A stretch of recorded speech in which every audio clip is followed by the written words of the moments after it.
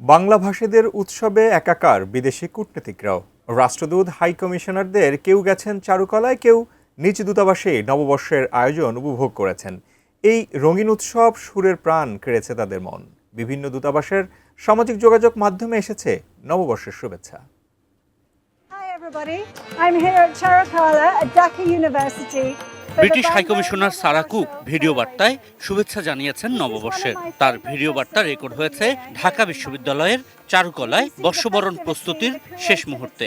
নববর্ষের দিন সকালে ব্রিটিশ হাইকমিশনের ফেসবুক পেজে পোস্ট করা এই ভিডিওতে সারা কুক জানিয়েছেন এই উৎসব তার খুব পছন্দের, যেখানে ঐতিহ্য আর প্রতীকী ভাষার প্রকাশ দেখা যায়। Creativity plays such an important part in community life. It just leaves me to say, Shubho Novoborsho.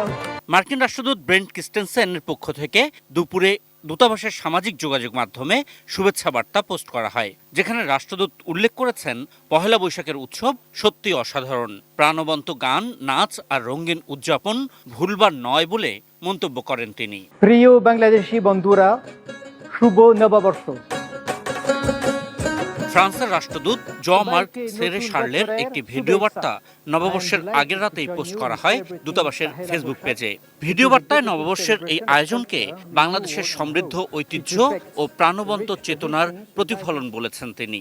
German দূতাবাসের পক্ষ থেকে আমি সবাইকে নতুন বছরের অনেক অনেক শুভকামনা জানাই। জার্মান রাষ্ট্রদূত ডক্টর রুডিগার লোডস ভিডিও বার্তায় সামনের দিনে সবার ভালো কিছুর প্রত্যাশা জানিয়েছেন। উৎসবের খাবার এবং সুরের আয়োজন উপভোগ করার কথা জানান তিনি। I wish you all for your coming year. এছাড়া ঢাকা, চীন, Russia, Bharat, Italy, Sweden, Switzerland সহ বিভিন্ন দেশের দূতাবাস তাদের নিজ নিজ সামাজিক যোগাযোগ মাধ্যমে নববর্ষের শুভেচ্ছা জানিয়ে পোস্ট দিয়েছে।